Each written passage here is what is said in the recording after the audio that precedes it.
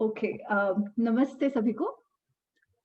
तो हम लोग अयोध्या कांड में हैं। पिछले सेशन में हमने देखा कि राम जी का वनवास शुरू हो चुका है। सो Ram ji has left for वनवास। और जो एक इंटरेस्टिंग पार्ट था वो हमने देखा था कि दशरथ उन्हें कहते हैं कि मैं तो बंधा हुआ हूँ इस वचन से जो मैंने कैकेयी को दिया है कि मैं तो बंधा हुआ हूँ, कि मैं तुम्हें तुम्हारा वनवास रोक नहीं सकता, परंतु तुम मुझे बंदी बना लो, because you are free of any such वचन। तुम मुझे बंदी बना लो और तुम मत जाओ। But of course Ram doesn't agree and वो वल्कल धारण करते हैं और सीता जी को वल्कल धारण करवाते हैं। फिर Dasharath ji finally puts his foot down and says नहीं नहीं, सीता जो है वो वल्कल धारण नहीं करेगी। और एक इंटरेस्टिंग बात हमने देखी थी कि वशिष्ठ जी कहते हैं कि सीता जी वल्कल तो नहीं धारण करेगी, सीता जी जाएंगी भी नहीं। क्यों नहीं जाएंगी? क्योंकि राम के ना होते हुए, राम जब अयोध्या में नहीं है, तब सीता जी राम के नाम पर अयोध्या का शासन करेंगी। क्योंकि एक पत्नी जो होती है, जिसको संस्कृत में दार भी कहा जाता है, तो पत्नी जो होती है वो पति की आत्मा होती है, और सीता जी इसीलिए राम की आत्मा है और राम के नाम पर वो शासन कर सकती हैं। वो अयोध्या के सिंहासन पर विराजमान होकर शासन करेंगी और वनवास पर नहीं जाएंगी, क्योंकि सीता जी की वनवास की बात तो वैसे भी कैकेयी ने नहीं कही थी। बट सीता जी को भी जाना होता है और वो लोग निकलते हैं। हमने देखा था कि जब राम जी निकलते हैं तब पूरा अयोध्या के जो निवासी हैं वो लोग भी उनके साथ ही निकलने लगते हैं। सॉरी, वो लोग भी राम जी के साथ निकलने लगते हैं और वहां तमसा नदी के पास तक वो उनके साथ जाते हैं, कि जो अयोध्या का जो लिमिटिंग नदी जहां से ये हो रही है तमसा नदी, उसके पास तक जाते हैं। अच्छा, आज वो तमसा नदी हमें नहीं दिखाई देती है। आई थिंक कुछ वो कोर्स चेंज हुआ होगा तब से अब तक, इट्स बीन सो लॉन्ग, तो वो तमसा नदी नहीं दिखाई देती है। But I share the route at least up to Chitrakoot जो वो जाते हैं। खैर, तो तमसा नदी पर जाते हैं, वहां रात बिताते हैं। पर रात को जब सारे पूर्ववासी जो नगरवासी सोए हुए होते हैं, उसके पहले राम जी वहां से निकल लेते हैं, क्योंकि वो नहीं चाहते कि नगरवासी की दिक्कतें और बढ़े और वो उनके पीछे पीछे आए। तो यहाँ तक हमने देखा था। अच्छा, अब जब राम जी निकल रहे होते हैं, अयोध्या से जा रहे होते हैं, तब कितने टाइम तक तो, कितने डिस्टेंस तक तो दशरथ भी राम जी के पीछे पीछे चल रहे हैं। दशरथ जा रहे हैं, कौशल्या जा रहे हैं उनके पीछे पीछे, और दशरथ तो बहुत वृद्ध होते हैं ऑलरेडी, वो शॉक में है बहुत ज्यादा कि क्या हो गया है। तो वो जब पीछे पीछे जा रहे होते हैं तो वो गिर जाते हैं। चलते चलते जब वो गिर जाते हैं, तब सारी रानियां उनको उठाने जाती है। कैकेयी, सुमित्रा, कैकेयी सभी उनको उठाने जाती है।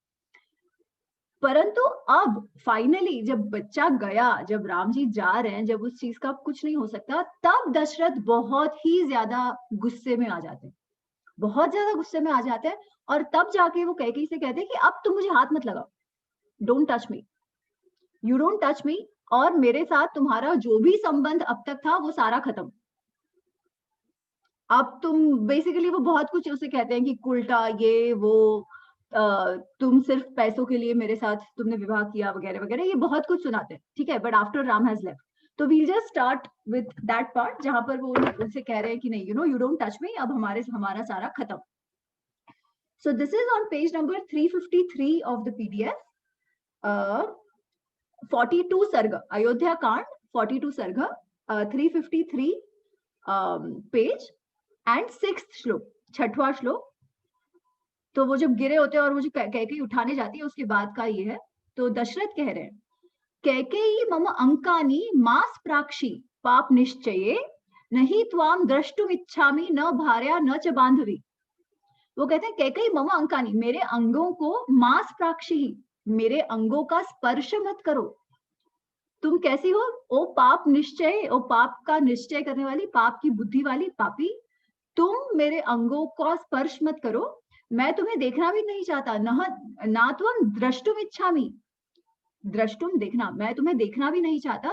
न भार्या न बांधवी, ना तुम मेरी भार्या हो, ना मेरा तुमसे कोई संबंध है, तुम मेरी कोई रिलेशन भी नहीं हो, तुम मेरी बंधुजन भी नहीं हो।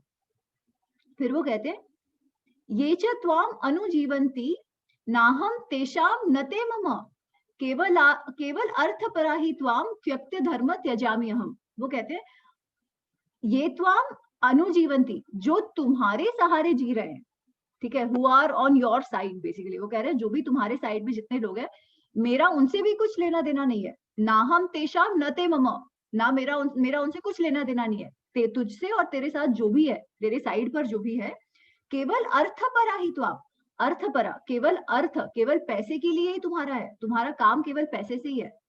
और ऐसे क्योंकि और उस पैसों के लिए तुमने तुम्हारा धर्म को भी त्याज दिया है, इसलिए त्यजामि हम, मैं तुम्हारा त्याग करता हूँ। वो तब कैकेयी को कह रहे हैं कि अब मैं तुम्हारा त्याग करता हूँ। एंड देन ही सेज अग्रहाम यच्चते पाणिम अग्निम पर्यणयम च यत् अनुजानामि तत्सर्वम अस्मिन् लोके परत्र च। वो कहते हैं अग्रहाम यच्चते पाणिम अग्निम, पाणी ग्रहण, मैंने लग्न में अग्नि के समय जो तुम्हारा हाथ ग्रहण किया था, जो तुम्हारे पाम को मैंने ग्रहण किया था, तुम्हारा पानी ग्रहण जो किया था, अग्नि को साक्षी मानकर जो मैंने फेरे करे थे, उस सबको मैं अनुजानामि is to renounce, I give up, मैं वो सबको रिनाउंस कर रहा हूँ। ना इस लोक में, ना कोई और लोक में, ना स्वर्ग में, ना इस लोक में मेरा तुमसे कोई लेना देना नहीं है। अनुजानामि तत् सर्वम अस्मिन् लोके परत्र च, यहाँ और परलोक में मेरा तुम्हारे से कोई लेना देना ही नहीं है। हमारे बीच जो अग्नि को साक्षी मानकर जो फेरे हुए थे, जो पानी ग्रहण का संबंध हुआ था, मैं उसी को त्याग देता हूँ। तो वो इस तरीके से फाइनली जाके कैकेयी को त्यागते हैं और अपने सेवकों से कहते हैं कि मुझे आप कैकेयी के निवास में ले चलो। तो मुझे यहाँ नहीं रहना है, मुझे कैकेयी के निवास में जाना है। और वो वहां उसे लेकर जाते हैं और वहां पर कौशल्या बहुत विलाप करती है कि अरे ये क्या हो गया, मैं मेरे बच्चे को कब देखूंगी, ये सब उनका है। Of course you know like a mother she will be upset. तो वो जो दुख है उनका, वो राजा को सुना रही है और राजा भी बहुत ही दुखी है इसी के कारण। खैर, तो ये सब चल रहा है और तब अलग यहाँ पे कि तमसा नदी के पास राम जी पहुंच गए। तो आई क्विकली शेयर उनका जो रूट है एंड देन हर एक रूट के जो चित्रकूट तक के अलग अलग स्पॉट्स हैं, वहां का हम फिर आगे आगे डिस्कशन करते हैं। तो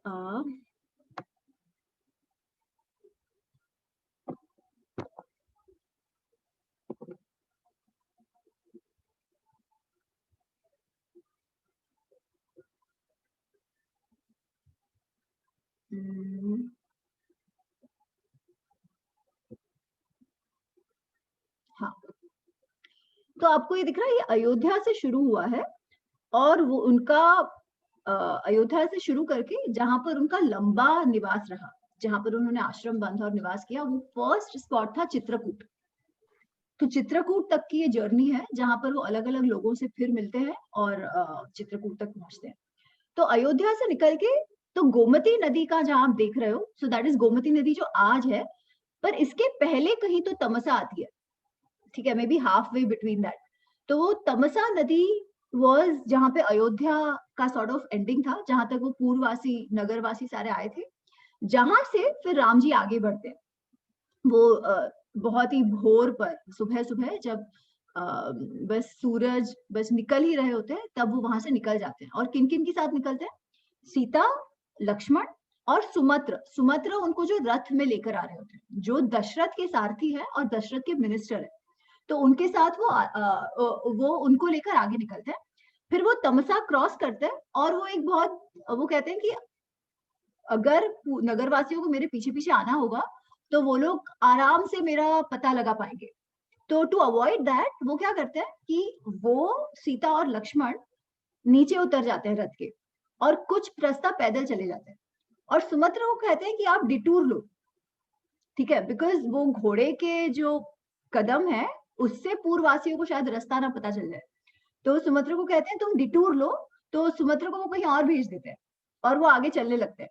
एंड यू नो कुछ घंटों बाद घूम फिर के फिर सुमत्र वापस उनको पिकअप करते हैं, ताकि लोगों को यू नो थोड़ा सा भ्रम में पड़ जाए कि गए किस तरफ है। और इस तरीके से वो आगे बढ़ते हैं।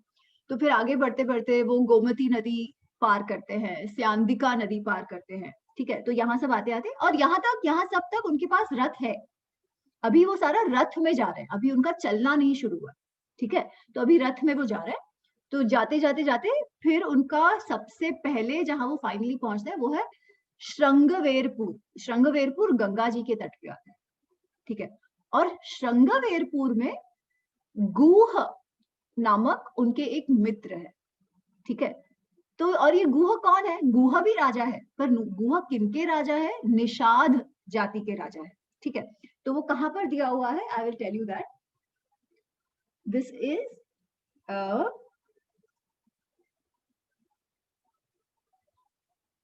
पेज नंबर 371 पीडीएफ में, और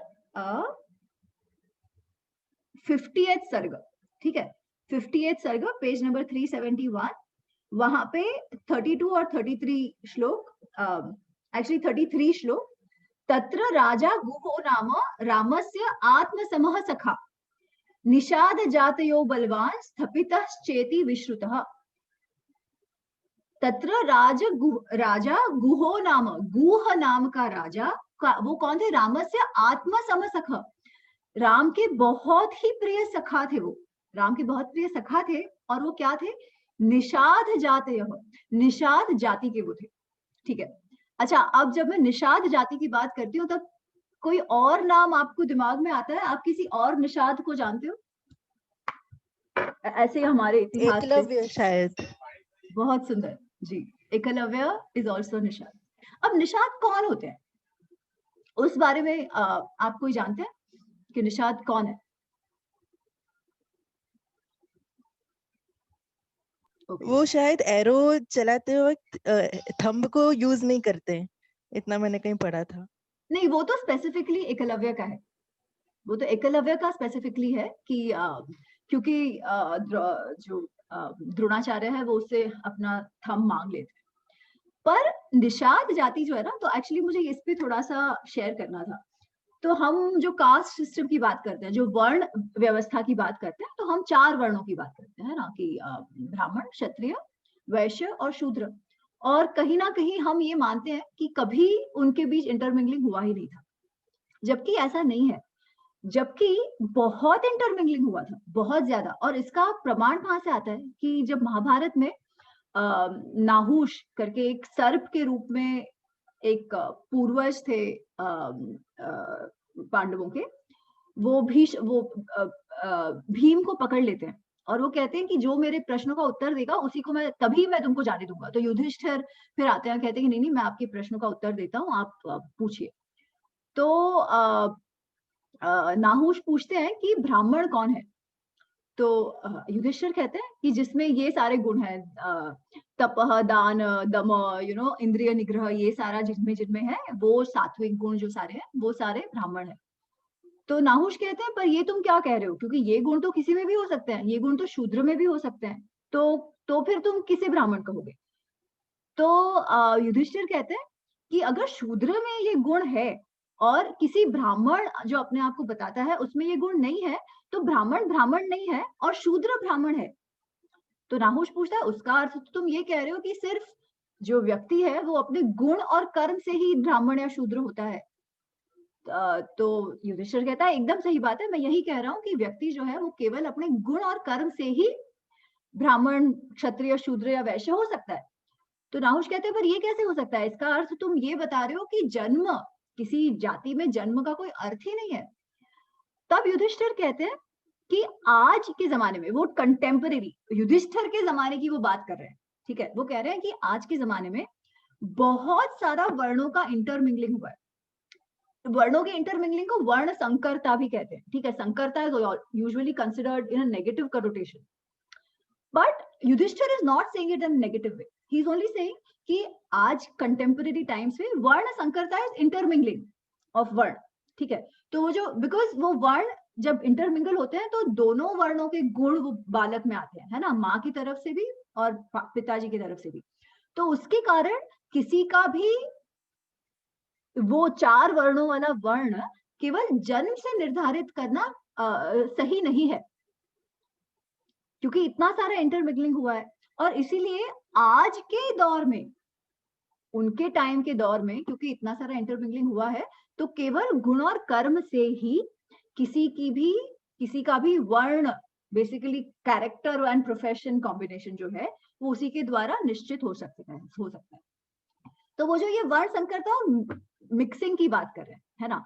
तो फिर अगर आप महाभारत में ही देखो अनुशासन पर्व या मनुस्मृति देखो या याज्ञवल्क्य की स्मृति देखो वगैरह वगैरह, तो उसमें वो बेसिकली सारे 4 वर्णों के जो धर्म है कि वैश्य क्या करते हैं, शूद्र क्या करते हैं, क्षत्रिय क्या करते हैं, ब्राह्मण क्या करते हैं, ये सब तो है। और इसके साथ-साथ वो कहते हैं कि देयर आर दीज मिक्स्ड जातिज, जो अलग-अलग वर्णों के कॉम्बिनेशन से जो उत्पन्न हुए हैं, उन सब के क्या धर्म है, वो कैसे-कैसे काम करते हैं, ठीक है। तो इस बारे में भी बताया हुआ है। तो I will share a slide with you जिसमें वो सारा मिक्सिंग है, and this is just one level, क्योंकि फिर जो मिक्स्ड जातीज है उनके बीच भी मिक्सिंग होते हैं और उनका दूसरा लेवल भी होता है, ठीक है। बट इट्स वेरी इंटरेस्टिंग ये वाला जो है।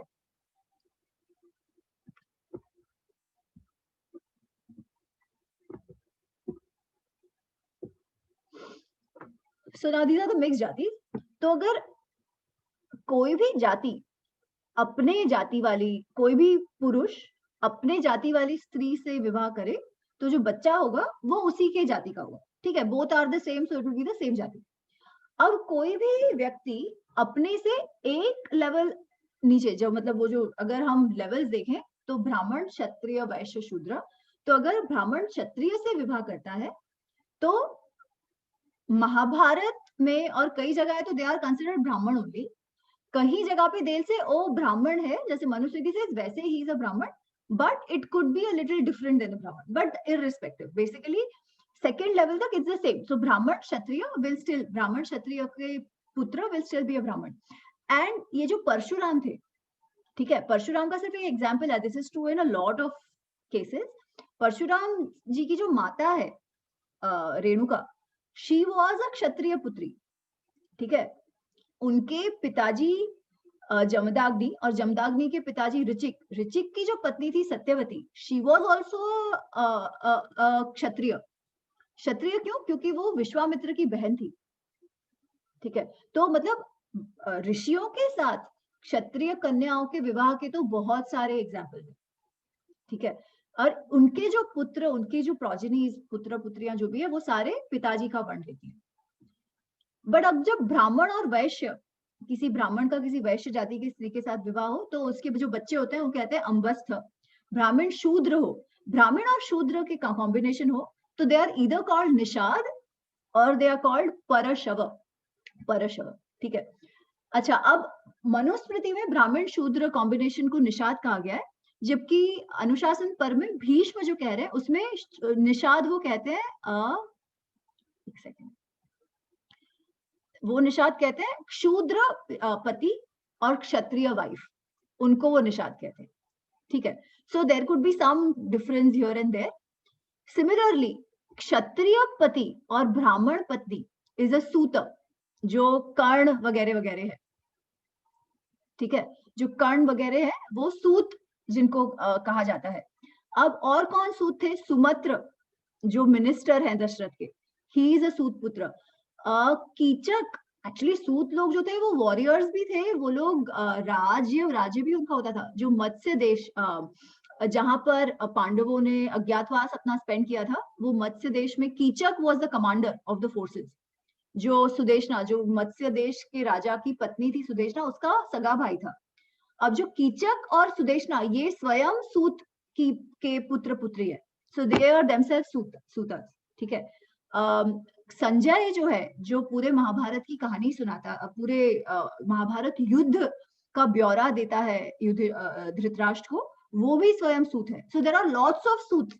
इनफैक्ट जिन्होंने महाभारत को इवेंचुअली कहा है, उग्रश्रवा सौती, जो हमको महाभारत जो मिली है, जो हम पढ़ते हैं, वो जिनके मुख से कही गई है, वो है उग्रश्रवा सौती।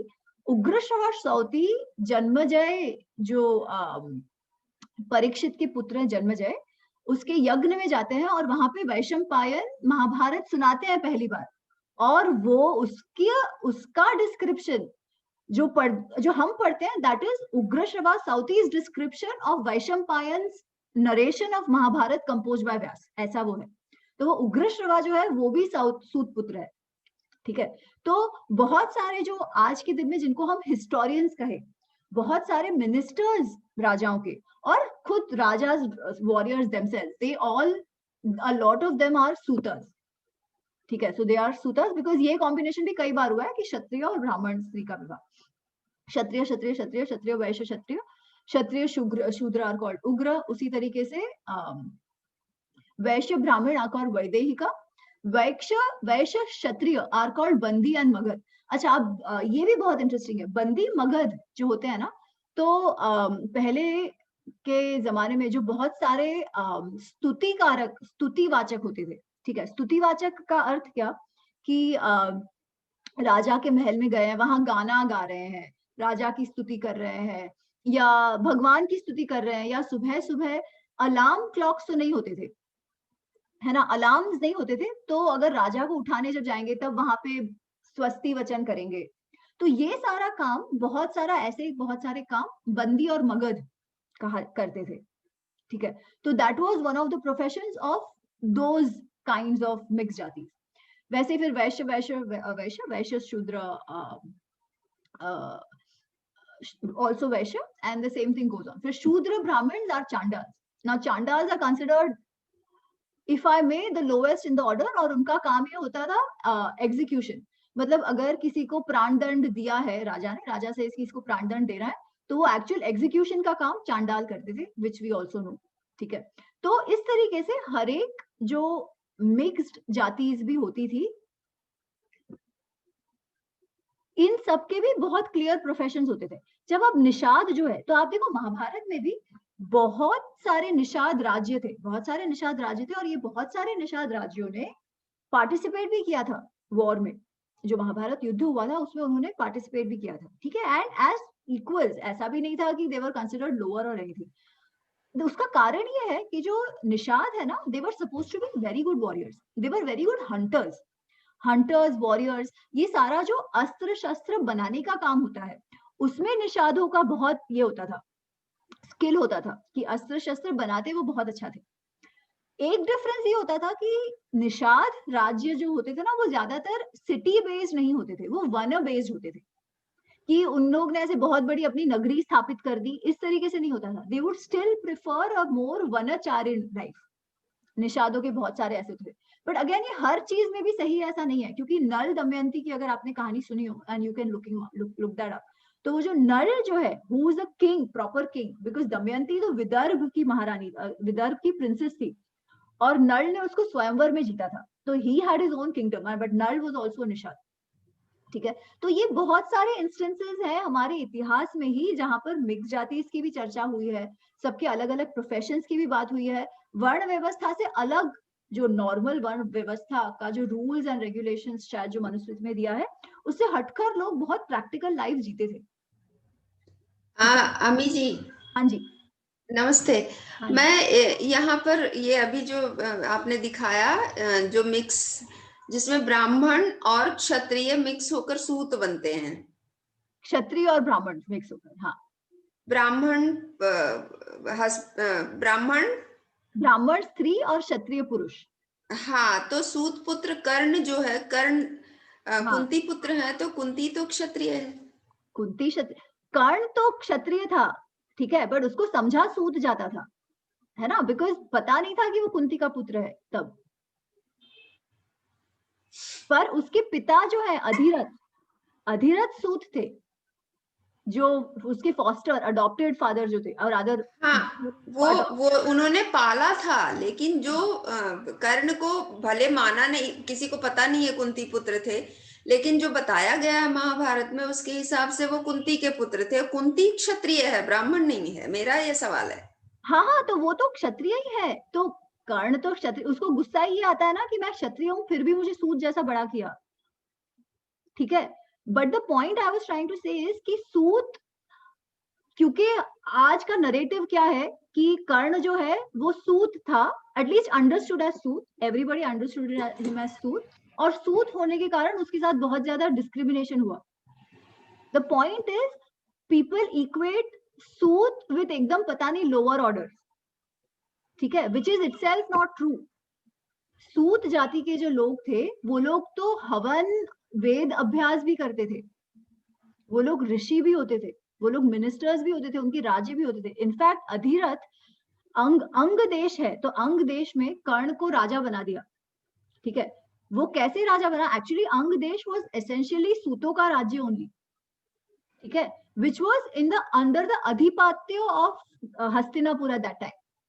अधिरथ जो थे वो भी अंग देश में ही रहे थे, बड़े भी कर्ण अंग देश में हुए हैं, बिकॉज पर वहां के वो का आधिपत्य दुर्योधन के पास था, तो he could nominate who could be the head of that state. और उस तरीके से कर्ण को अंग देश का किया था, जहां से वो एक्चुअली था, रादर जहां से उसके माता पिता एक्चुअली थे, फॉस्टर पेरेंट्स। तो मैं उस एंड पे कह रही हूँ कि कर्ण को जो सूत मानते थे, तो व्हाट इज दैट सूत?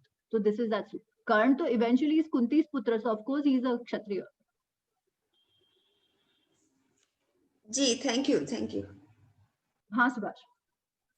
अब इसमें से फार्मर्स कौन थे? मतलब इतने सारे जो मतलब थे, तो फार्मर्स कौन थे? फार्मर्स वैसे तो वैश्य जो होते हैं ना, वैश्य आर टिपिकली फार्मर्स, बट कैसा है, लैंड सबके पास होती थी जनरली, ठीक है, लैंड मिलती भी थी लोगों को, तो कुछ हद तक सभी लोग फार्मिंग करते थे। स्पेशली जो शूद्र कैटेगरी में भी बहुत सारे आते हैं और वैश्य कैटेगरी में भी बहुत सारे आते हैं, वो सारे ज्यादातर फार्मिंग में ज्यादा होते थे। जबकि फार्मिंग पर से ब्राह्मण लोग भी करते थे। What they would do is they would employ some Shudras and Vaishyas to do farming for them. And अगर आप अर्थशास्त्र देखो, या अर्थशास्त्र का इनफैक्ट महाभारत में भी, सो दे से कि कुछ ऐसे कि वैश्य का क्या काम है कि खेती, पशुपालन, ये सब उनका काम है, ठीक है। ये अपना तो करेंगे ही, साथ साथ किसी और को सर्विस चाहिए, कि सपोज मेरे पास जमीन है और मैं चाहती हूँ कि मुझे फार्मिंग आती नहीं है, ठीक है, और मैं चाहती हूँ कि मेरे खेत की सिंचाई करी जाए, या राजाओं के हो, कुछ क्षत्रियों के लैंड हो जिसकी सिंचाई करी जाए, तो दे would employ Vaishya, they would employ labour as well, Shudra, and they would pay them, and उनको कमीशन मिलता था उस चीज का। And the commission what Mahabharat says, I think 1/7 or something was the percentage commission they could take, and this commission was not so much in the form of पैसा, it would be कि अगर ये खेत है तो इससे सपोज 100 किलो भात चावल उगे, तो उसका 1/7 would be the commission to whoever is working, उस तरीके से, ठीक है। तो वो जो काम था अधिकतर वैश्य करते थे, बट ओवर टाइम उसमें बहुत सारे शूद्र वो लोग भी आ गए थे, because it was a labour intensive field. अच्छा, और एक चीज मैं बताना चाहती हूँ, तो दीज वर मेनी सब जातीज, है ना, but there was a to simplify it, there was another sub rule.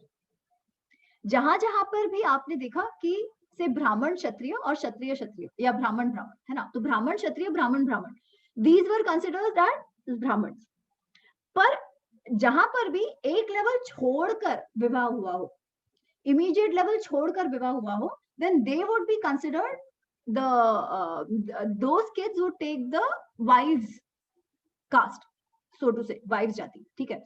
उसका अर्थ जो निषाद है, ठीक है, कि ब्राह्मण शूद्र निषाद कहे जाते हैं, बट एज सच शूद्र माता है तो they could all be categorized under शूद्र only overall to simplify, ठीक है।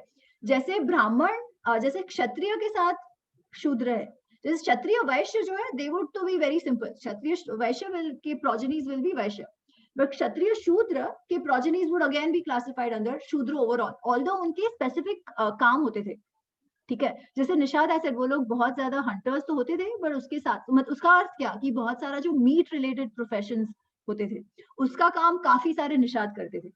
और मीट रिलेटेड मतलब क्या वो स्वयं ही खाते थे? नहीं, क्षत्रिय भी खाते थे, है ना। तो क्षत्रिय घरों में भी मीट वीट पहुंचाना, उसका ट्रेडिंग करना, ये सब भी वो लोग करते थे। साथ ही बहुत सारे जो कुम्हार जिसे कहते हैं कि जो पॉट्स बनाते थे, शिल्पकार बहुत सारे जो ये होते थे, ये सारे फिर उस कैटेगरी, सारे शूद्र कैटेगरी में, सारा जो वर्किंग क्लास बेसिकली होता था, जो लेबर क्लास, जो वर्किंग क्लास जो होता था, दे वर ऑल अंडर शूद्र कैटेगरी, सो टू से, ठीक है। और एक बात मैं और कहना चाहती हूँ, ये जो अनटचेबिलिटी, ठीक है, we can get much detailed, we can have a more detailed discussion into what untouchability is or how it began, but that's a different thing. However, इतिहास में, रामायण महाभारत में हमको एक भी, एंड आई रीइटरेट, एक भी इंस्टेंस ऐसे अछूतपना, अनटचेबिलिटी का नहीं मिलता, ना ही अर्थशास्त्र में। और मैं ये इतने भरोसे से क्यों कह रही हूं, जब वारणावत में लाक्षागृह में जब दुर्योधन ने प्रयत्न किया था कि ये पांचों पांडव और कुंती को जलाकर मार दिया जाए, तब वो लोग ब्राह्मण रूप धारण करके फिर डिस्गाइज में वहां से भाग जाते हैं, ठीक है। फिर वो लोग जब पांचाल पहुंचते हैं जहां द्रौपदी का स्वयंवर होने वाला होता है, तब वो लोग एक कुम्हार के घर में रहते हैं। उसका जो पॉट, जहां वो शिल्प वगैरह बनाता होगा कुम्हार, उसका जो वर्कशॉप होता है वहां पर उनको आश्रय मिला है, और वो ब्राह्मण वेश में।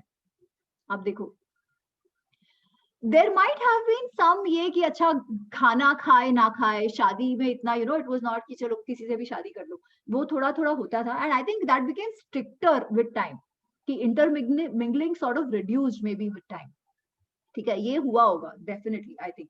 बट इतिहास में अनटचेबिलिटी का एग्जाम्पल नहीं मिलता है।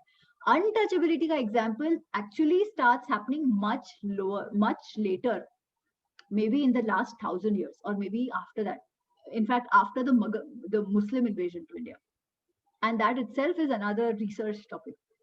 लोगों ने इस पे बहुत रिसर्च किया भी है, आप ये कर सकते हो, ठीक है। But the idea is to bring to point कि इतनी सारी ये थी, और इन सब को सबसे पहली बात जीने का अधिकार था और उपजीविका चलाने का अधिकार था। इसीलिए इन सब के पास प्रोफेशंस थे, निश्चित करे हुए प्रोफेशंस थे कि ये लोग करेंगे, क्योंकि सबकी रोजी रोटी चल सके। दैट वाज द एम, ठीक है। तो ऐसा नहीं था कि कोई इतना तिरस्कृत था कि उनको रोजी रोटी ना मिले, नहीं, या उनको आप इस तरीके से बिहेव करो या कुछ नहीं। अब चांडाल जो थे, because they were considered executioners and they were considered in the lower order, तो हाँ वो लोग सिटी से इनको बाहर वगैरह रखा जाता था, that is true. they were probably not treated like the others as well, शायद ये होता था, इसका मुझे डिटेल नहीं मालूम है, बट आई एम श्योर कुछ ना कुछ तो इस किस्म का होता ही होगा, क्योंकि ये तो हर जगह होता है ना, कि थोड़ा बहुत तो मतलब so not justifying any of it, but the thing is हाँ इस किस्म का थोड़ा बहुत डिस्क्रिमिनेशन अवश्य होगा, but not to the level और नॉट टू द एक्सटेंट और not the way it is portrayed in the narrative today, at least not then. पिछले 500-600 साल की बात मैं नहीं कर रही, बिकॉज हाँ we have a caste problem, we have a jati problem, definitely we have done a lot to get out of it, that is a different issue, but this is not to deny any of the issues, but to set in perspective the historical part of it, ठीक है। इसलिए मुझे इस बारे में थोड़ा बात करना था। Anyways back to Ramayana. तो हाँ सॉरी बताइए बालकृष्ण जी।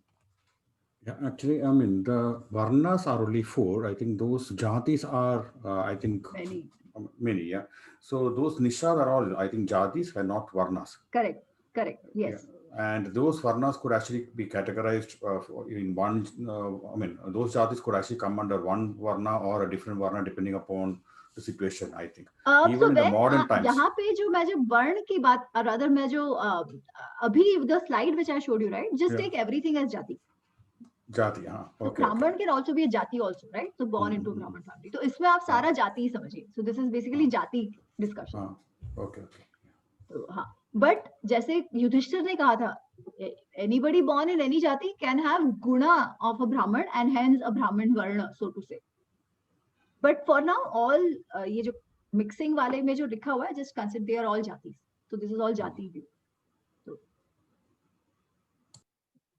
ओके, तो बैक सॉरी तो हम अभी श्रृंगवेरपुर पहुंचे हैं। श्रृंगवेरपुर में निषाद है। अच्छा, दूसरी बात, again I should read that out, उसी पेज पे, पेज नंबर 353, श्लोक नंबर 36, कौन सा मैंने कहा था, 50th सर्ग, पेज नंबर 353, हम अछूतता की बात कर रहे थे, ठीक है। तो अब निषाद जो हमने कहा, वैसे तो निषाद वो ब्रॉडर शूद्र कैटेगरी में आते हैं, है ना, और हम अनटचेबिलिटी की बात क्यों नहीं होती, तो वो क्या होता है 36 में फर्स्ट लाइन, तम आर्तः सम परिष्वज्य गुहो राघवम अब्रवीत।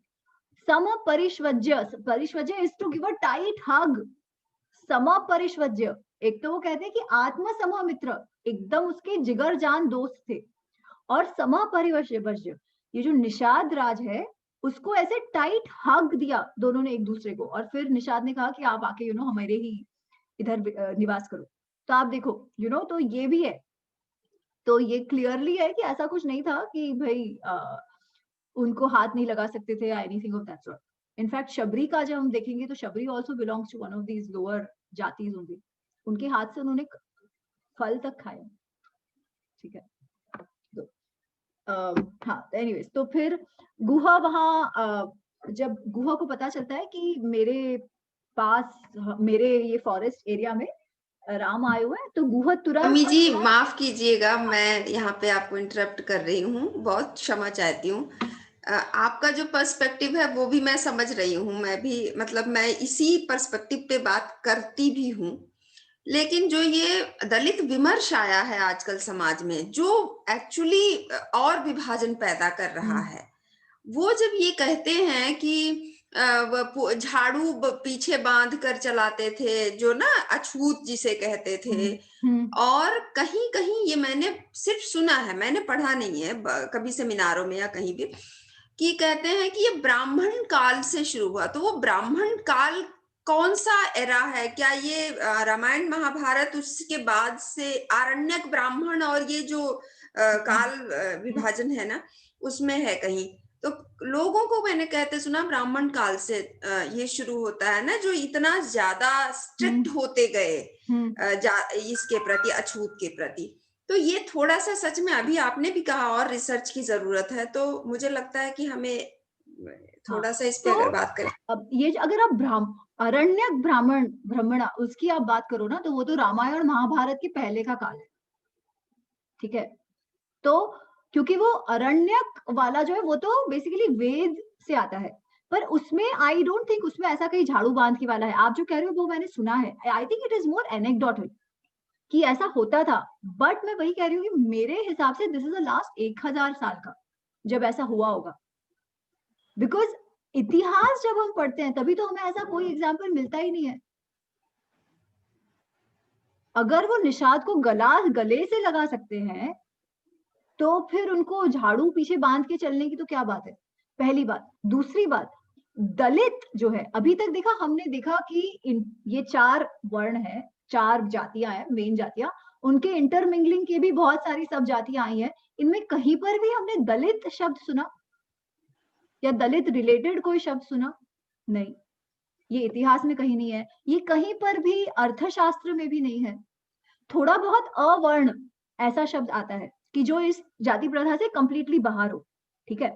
और जो म्लेच्छ कहते हैं वो लोग, म्लेच्छ कहते हैं, अवर्ण कहते हैं, बट म्लेच्छ वो लोग जो थे, ये लोग ने तो पार्टिसिपेट भी युद्ध में किया हुआ है, ठीक है। तो उनके साथ वो लड़ भी सकते हैं, वो उनके जो राजसूय यज्ञ वगैरह जो हुए हैं, दोनों केसेस में, जब रामायण में भी महाभारत में भी इतने सारे जो यज्ञ वग्न होते थे, तो वो लोग आते भी थे, कितना सारा माल, कितनी सारी भेंट भी लेके आते थे, शादियों में अटेंड करते थे। तो ये सारे रिलेशंस भी है वो म्लेच्छों के साथ भी,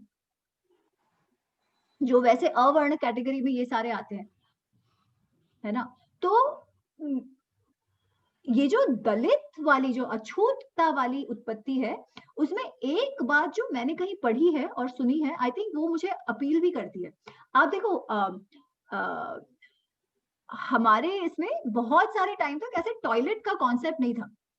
सुबह सुबह नदी के पास जाके या कोई भी पानी के फ्लोइंग वाटर के पास जाके लोग अपना शौच पूरा करते थे, है ना, सुबह सुबह ऐसे ही होता था। और मनुस्मृति वगैरह में आप देखो तो देयर इज अ क्लियर ये कि उसको फिर आपको उस पर मिट्टी डालनी चाहिए, ये करना चाहिए, शौच इज वेरी इंपॉर्टेंट, फिर डुबकी लगानी चाहिए पानी में वगैरह वगैरह। तो ये जो इन हाउस टॉयलेट्स जो हुए कि भाई टॉयलेट है घर के अंदर और अब ये कचरा है वो साफ करना है, वो मैंने जो सुना है वो मैं कह रही हूँ, I can't take a guarantee of this information, ठीक है, कि जब मुगल आने लगे तो उनका तो सारा बंद होता था, है ना, कोई बाहर नहीं निकलता था, स्पेशली लेडीज वगैरह। तो उनके लिए वो क्या कहते हैं, पखाने नहीं, वो क्या कहते हैं बेसिकली, जो उनका टॉयलेट सिस्टम जो शुरू हुआ, अब हाँ पखाने राइट। तो वो पखानों में से कौन लेके जाए, क्योंकि तब कोई ये पाइपलाइंस तो नहीं होती थी कि डायरेक्ट निकल जाए, है ना। तो you had those tanks which had to be cleared and cleaned and all that.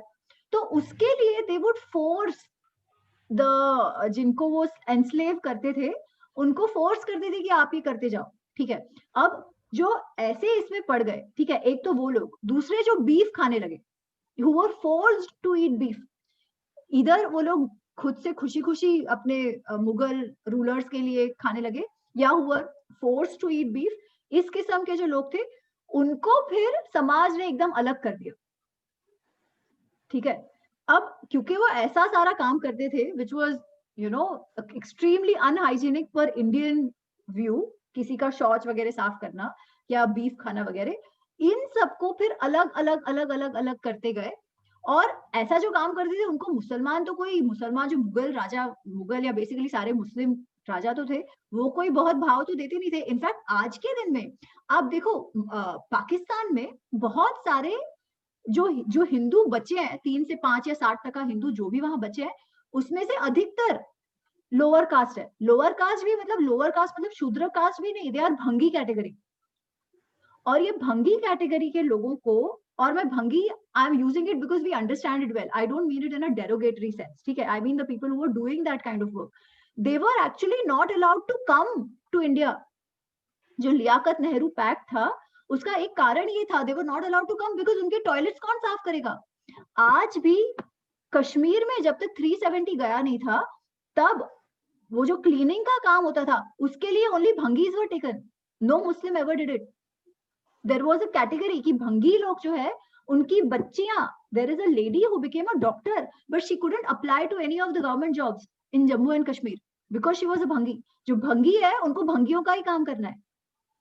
तो उन्होंने जिनको भंगी बनाया उनको कोई उन्होंने बहुत बड़ा स्टेटस मुसलमानों ने भी नहीं दिया और हिंदुओं ने भी त्यज दिया। और इस तरीके से कदाचित ये पूरा ये जो दलित वर्ग हुआ और उनका ऑपरेशन फिर शुरू होने लगा, बिकॉज आप उनको तिरस्कार भाव से देखने लगे। आप क्या, हम सब उनको तिरस्कार भाव से शायद देखने लगे होंगे समाज में। और ये एक थ्योरी मैंने सुनी है, ठीक है, कि जिस तरीके से ये पूरा हुआ, बिकॉज इतना जो जहां तक एटलीस्ट जितना मैंने इतिहास संस्कृत लिटरेचर जो पढ़ा है, मैंने तो कहीं पर भी ये दलित वाली बात नहीं सुनी ना। अर्थशास्त्र में, अर्थशास्त्र तो बहुत लेटेस्ट है ना, बहुत लेटर डे का है। मैंने रघुवंशम जो कालिदास की कृतियां हैं, भास की कृतियां हैं, वो नहीं पढ़ी है, पर वो ड्रामेटिक्स में भी मैंने कहीं दलित शब्द यूज होते हुए सुना तो नहीं है। I haven't read it. अगर आप लोग कहीं पढ़ो तो also look out for it, कहीं आता है क्या, बिकॉज ना मैंने कहीं पे रेफरेंस देखा है कि कालिदास ने कभी ऐसे कोई टॉर्चर की बात कही थी। जबकि प्रेमचंद की कहानियां है, आप देखो कोई भी नॉवेलिस्ट जो होता है ना, वो समाज में जो भी दुख है वो भी उभार के लाता है। प्रेमचंद इज वेरी कंटेम्पररी, और प्रेमचंद के लेखन में बहुत सारा ये दलित उत्पीड़न की बातें आई है, but he was more contemporary. हमने ये कालिदास के लेखन में नहीं देखा है। उसका मतलब there has been some determinant shift in the society as well तब से अभी। और ये हो गया है कि ये जो पूरा ये दलित विमर्श वगैरह वगैरह, बिकॉज इसमें मिशनरीज का भी बहुत बड़ा हाथ होता है। They want to use this division in the society to convert. A lot of these instances are created. एक केरल की बात है, मैं उसके बाद आप मुझे याद कराना, I will share that link, ठीक है। एक बहुत स्टोरी केरल की प्रचलित है कि जो हिंदू राजा वहां के थे, वो लोग जो दलित स्त्रियां थी उनको ब्लाउज नहीं पहनने देते थे, ऐसे वो कहते हैं। आप देखो आज भी आप दलित कह रही हूँ मैं, साउथ में गर्मी इतनी होती थी तो आप वहां के रानियों के भी फोटोग्राफ्स देखोगे ना, तो दे आर ऑल टॉपलेस, वो लोग वैसे रहते थे, ठीक है। And this is not too old, this is maybe 200 years ago, ठीक है। तो फिर कहीं तो ये निकला कि if you are a royal lady और rather if you are an upper caste you could wear a blouse, but अगर आप लोअर कास्ट हो तो आप ब्लाउज नहीं पहन सकते। और इसी इसमें एक लेडी थी who was a lower caste lady, उसने ब्लाउज पहना तो राजा को बहुत गुस्सा आया, उसने भेजा किसी को उसको पनिश करने के लिए कि तूने ब्लाउज क्यों पहना, ठीक है। राजा ने सब कामकाज छोड़ के वो कहीं तो एक गांव के लेडी के पीछे पड़ गए कि ब्लाउज क्यों पहना। तो वो उसमें वो लेडी को इतना गुस्सा आता है और उसने अपना ब्रेस्ट काट दिया, ऐसी वो कहानी है, ठीक है। And they say that this changed everything and everybody was allowed to wear a blouse, ठीक है। Now other writers have actually debunked this because इसका कोई भी हिस्टोरिकल नरेशन नहीं है। ये अचानक से किसी पेंटर ने कुछ वर्षों पहले अचानक से ये कहानी कही and he says the background is मैं उसके पुत्र से मिला हूं, ठीक है। नोबडी हैज रिकॉर्डेड दिस, कोई भी वो राजा के मेमोरियल में के हिस्ट्री वगैरह उसके इसमें कहीं भी कुछ नहीं है। But this guy suddenly says हाँ मैंने इसका ये देखा and now this story has become like क्या कहते हैं कि वो a symbol of fighting against operation. Now which is very weird, क्योंकि उसी टाइम का जबकि ये कहानी है, तब की जो रॉयल लेडीज का फोटोग्राफ्स और paintings which are available to us, उसमें वो लोग भी टॉपलेस हैं. So it was the norm at that time. Some wore blouses, others not. Not even royal women wore blouses. Acha, now you see this. This was a society where women could roam around topless. ठीक है. परंतु जो Abrahamic morality का view है about shame, these stories are coming from there कि अरे कपड़े नहीं पहनने दिए. And it is considered that she was shamed because now she was not allowed to wear a blouse. This is a very Victorian Abrahamic morality in a way. Of course, आज हम सबके लिए ये अप्लाई होता है, but आप in general देखो, given यहाँ का क्लाइमेट जो है, आज भी अगर आप गुजरात जाओगे ना, तो वहां पे जो बहुत सारे जो आज भी एकदम ऑर्थोडॉक्स इसमें रहते हैं, रबारी वगैरह, वो लोग यहाँ तक मुंह कवर करेंगे. ठीक है, इतना उन्होंने घूंघट पहन रखा होगा, but back is full open. कभी आप देखना, कच्छ साइड आप जाओगे ना, पूरे का पूरा बैकलेस, यहाँ से भी इट्स ऑल ओपन, इतना ब्लाउज होता है, पीछे पूरा ब्लैक ड्रेस, ये पूरा एंड लंबा सा घाघरा पहना होगा. मस्त में घूमती है, ऊपर इतने बड़े बड़े पानी लेने जाएंगी तो जाएंगी मस्त ये लेके. ठीक है, nobody considers them cheap.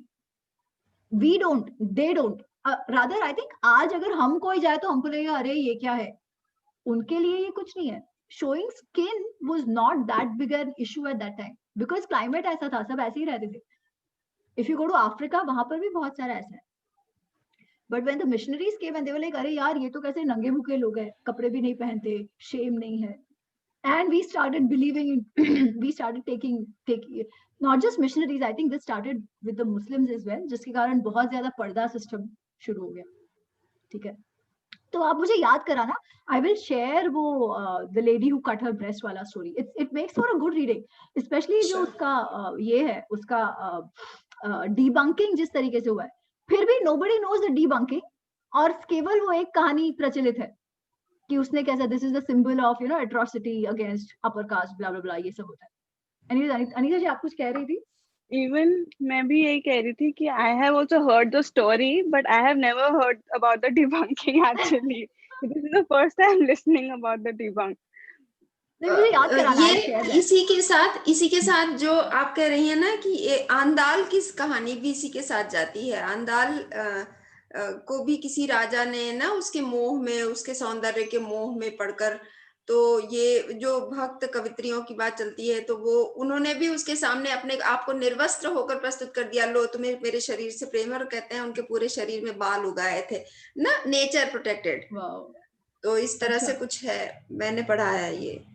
Thank you. खैर नहीं, इनफैक्ट आप एक कश्मीर की शिवा भक्त है, लाल डेढ़, लालेश्वरी, आप उनके बारे में सुनिएगा. लालेश्वरी है कश्मीर में, आपने पढ़ा होगा ना. She never wore clothes. Right, जैसे वो नागा साधु होते हैं, Laleshwari was a Naga sadhvi, not belonging to that sect. ठीक है, but she was a yogini जिसने बहुत सारे कश्मीरी में, कश्मीरी भाषा जो है उसमें उसने बहुत सारे भक्ति पोएम्स कंपोज किए. Laleshwari, Vakh, correct, thank you so much. Vakh जिसे कहते हैं, भक्तिपूर्ण, एकदम वेदांत की ज्ञान युक्त. लाल डेढ़, she was also always naked. In fact उनके जो आप अभी भी जो पेंटिंग्स वगैरह देखते हो ना, जो तब उस टाइम के वगैरह होंगे, वो भी वैसे हैं. आज भी छत्तीसगढ़ के जंगलों में जो आदिवासी जातियां हैं, वो भी कहाँ स्त्रियां नहीं पहनती हैं टॉप, ऊपर का वो ना कुछ बीट्स के गहने ऐसे पहनती हैं कि फ्रंट ढका रहे बस खाली. करेक्ट.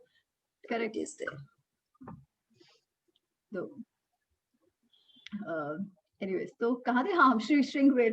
तो वो उनके लिए बहुत सारा खाना वगैरह लाते हैं, बट राम कहते हैं कि आई अप्रिशिएट, पर मैं ये कुछ ले नहीं सकता क्योंकि अब मैं वनवास पे हूँ, तो वनवास में मैं किसी का दिया हुआ नहीं ले सकता. परंतु ये जो अश्व है, ये राजा दशरथ के जो अश्व है, जो उनको बहुत प्रिय है, इनको बहुत भूख लगी है, इनके लिए आप खाने की व्यवस्था करो. ठीक है, फिर गुहा कहते हैं ठीक है, फिर उनके लिए खाना वाना लेके आते हैं. फिर गुहा कहते हैं आप मेरे साथ चलो, मेरा जो घर है वहां पर, या मतलब अच्छे शैया पे आप सो, आप यहाँ पर, आप और कहीं क्यों जाना चाहते हो, आप यहीं रहो. तो राम से नहीं नहीं, मुझे वनवास कहा है, डंडे का कहा है, तो मुझे जाना तो होगा, परंतु आप मेरे लिए दूध लेके आओ जटा बांधने के लिए। तो जटा उन्होंने दूध से बांधी, बेसिकली शायद दूध में वो बाल करके फिर बांधी, और लक्ष्मण को भी वो जटा बांध दी उन्होंने।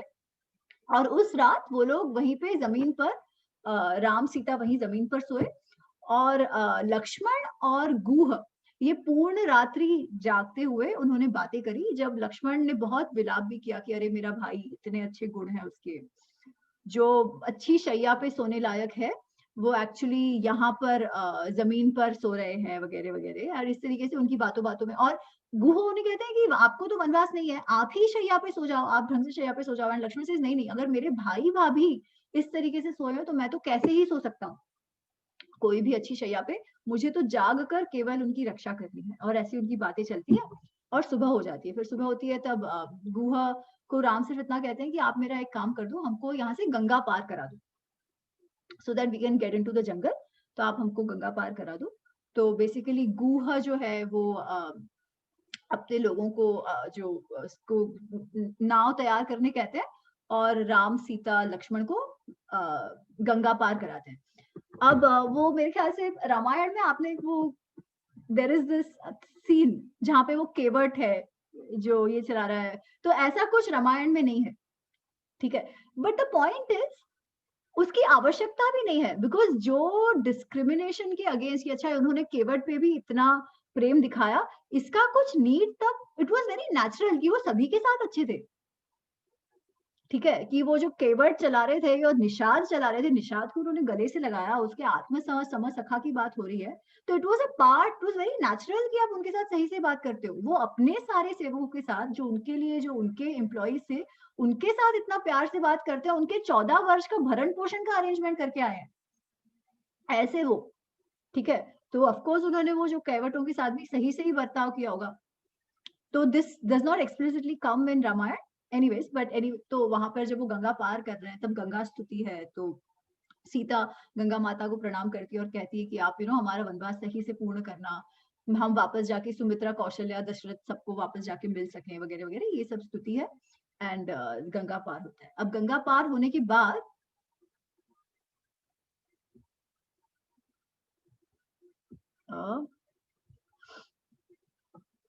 तो गंगा अपने श्रृंग एक मिनट,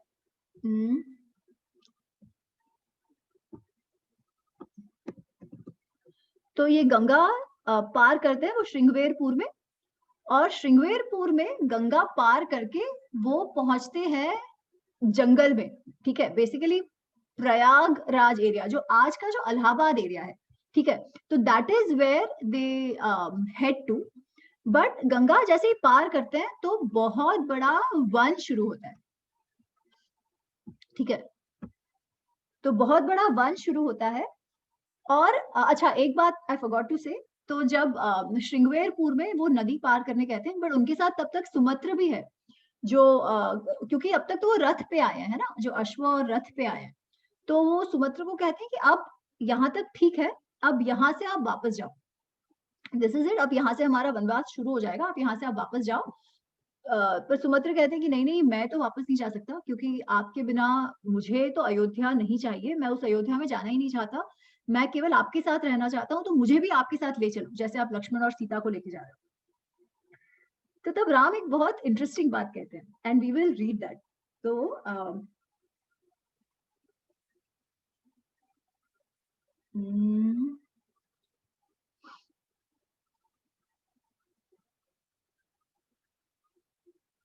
तो वो कहते हैं ना कि नहीं, मैं नहीं जाना चाहता आपके बिना, मैं छोड़कर नहीं जाना चाहता वगैरह वगैरह सब कह रहे हैं। तो राम उन्हें कहते हैं कि आपका जाना जरूरी है, उसका एक बहुत बड़ा कारण है। दिस इज 52 सर्गा, 50 सर्गा, 52 सर्गा, पेज नंबर 378, श्लोक 61, 62, ठीक है। So Ram says, Nagrim tvam gata drushtva जननी में यवीयसी कैकई प्रत्ययम गच्छेत इति रामो वनम गतः। जब आप वापस जाओगे, कि जब कैकई देखेंगी कि आप वापस आ गए हो, ठीक है, yaviyasi is my younger mother, So my younger mother, who's Kaikeyi, who sees that you've come back, तो उनको निश्चय हो जाएगा कि अब राम वन में पहुंच गए, कि आप वापस आ गए हो ना, छोड़ के आ गए हो, तो राम वन में पहुंच गए। विपरीते तुष्टिहीने, विपरीते, अगर आप नहीं गए तो क्या होगा? ठीक है, आप गए तो उसे शांति हो जाएगी कि निश्चय हो जाएगा कि मैं वन में आ गया हूं, पर आप नहीं गए तो क्या होगा? तुष्टिहीने वनवासम गते मयि, विपरीते तुष्टिहीना वनवासम गते मयि राजानम नाति संकेत मिथ्यावादी इति धार्मिकम। शी सेज कि अगर आप नहीं गए ना वापस, तो उसको शंका होगी कि कहीं आप मुझे कहीं और तो नहीं लेके चले गए हो, किसी और राज्य में तो नहीं लेके चले गए हो मुझे, उसको उनको बताए बिना, कि वहां से एस्केप करवा के आई हैव कम बैक, तो बेसिकली वन वन में मैं कुछ नहीं रह रहा हूँ, अच्छे से रथ पे घूम रहा हूँ, कहीं तो अच्छी जगह पे गया हूँ। तो उसकी शंका नहीं जाएगी, और जहां तक शंका नहीं जाएगी तब तक वो ये महाराज का सर खाएगी और उनको मिथ्यावादी, उनको झूठे साबित करती रहेगी। जबकि मेरे पिताजी तो धार्मिक है, मैं भी वन में आ गया हूँ, बट जब तक ये कंफर्मेशन नहीं हो जाता है कहीं को, तब तक वो एक तो मानेगी नहीं और मेरे पिताजी का पर शंका करती रहेगी। इसीलिए आपका जाना जरूरी है, to give that confirmation. And ये बात सुमित्र के दिमाग में बैठती है, ही सेज ठीक है मैं जाता हूँ। तो सुमित्र अश्व लेके वहां से चले गए हैं और इन्होंने गंगा पार कर दी है, और अभी this is the first time वो लोग एकदम अकेले हैं और निर्जन वन में है। अभी तक तो ये सारा जनपद था, ठीक है, अभी तक तो सारे वो लोग, गोमती नदी जहां तक आपने देखा ना वो मैप पर, गोमती नदी जहां तक थी वहां तक तो एक्चुअली कोसल प्रदेश ही है। तो अयोध्या और जो उनका एक्सटेंडेड जो प्रदेश कोसल, जहाँ की कैपिटल सिटी अयोध्या, वो सब गोमती के थोड़े इस पार तक तो कोसल ही है। फिर बाकी जन प्रदेश शुरू होते हैं, जैसे एक तो वत्स्य देश इज नेबरिंग कोसल, फिर ये श्रृंगवेरपुर, हाँ ऐसा ही कुछ है। तो श्रृंगवेरपुर पहुंचते हैं और यहाँ से पहली बार आते हैं। So now this is the first night जब राम लक्ष्मण सीता अकेले हैं, उनके साथ और कोई नहीं है। This is the first night जब वो लोग एक्चुअल वन में उन्होंने प्रवास किया है, जहां पर बहुत सारे जीव जंतु भी है, कोई मनुष्य साइट में नहीं है, ठीक है, और पूरा निर्जन है, प्राणियों के आवाज आ रहे हैं हर जगह, तो ये हो रहा है। तो वो लोग जाते हैं नयाले खा, this is the first time हम निर्जन वन में आ गए। वो लक्ष्मण को कहते हैं कि अभी हमें बहुत ध्यान रखना पड़ेगा कि सीता की रक्षा हम दोनों को करनी पड़ेगी, तो तुम आगे चलो, सीता बीच में रहेगी और मैं पीछे चलूंगा। तो इस तरीके से हम चलेंगे, ध्यान से चलेंगे। जाते जाते वन तो है, बहुत सुंदर है, वो लोग थोड़ा सा हंटिंग करते हैं, थोड़ा सा खाना पीना, फल मूल इकट्ठित करते हैं, खाते हैं, बातें, पहुंचते हैं और रात हो जाती है। तो अब रात कहाँ बिताए, क्योंकि ये तो घना जंगल है। तो वो लोग एक पेड़, अच्छा सा पेड़ देखते हैं कि चलो इसके नीचे हम सो सकते हैं। अच्छा, अब ये जो सर्ग है ये मैं पूरा पढ़ना चाहती हूँ, which will take 10-15 minutes and I hope everybody is okay with the time because we are already at 8:30. Yeah. तो अभी तक अपार्ट फ्रॉम सीता के समय वो जो थोड़े से भावुक हो गए थे राम, उसके अलावा जब उन्होंने दशरथ से बात करी, जब वो सुमित्र से कह रहे हैं, बहुत लॉजिकल, बहुत प्रैक्टिकल, जब उन्होंने गुह से कहा कि नहीं नहीं मुझे जाना है, very composed, not disturbed at all, बहुत ही, he had accepted his vanvas completely and was not disturbed by it, ऐसा उनका भाव था, and he's come. अब रात हुई है, लिटरली जमीन पर सोना है, लिटरली धरती की शैया पे सोना है, क्योंकि अब तक तो लोग थे, उनके लिए शायद घास वास डाल देते होंगे, अब तो ऐसा कुछ नहीं, अब तीनों ही है केवल, ठीक है। तो तब राम कुछ कहते हैं, ठीक है, राम कुछ कहते हैं और ये मैं पूरा पढ़ना चाहती हूँ, बिकॉज आई थिंक ये बहुत ही महत्वपूर्ण है राम को भी समझने के लिए और हमारे स्वयं के जीवन में भी, to be easy with ourselves basically, ठीक है। तो दिस इज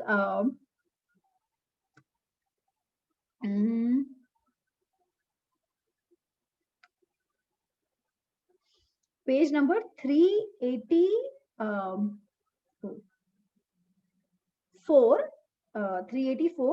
53 सर्ग, 350, 53 सर्ग, पेज नंबर 384,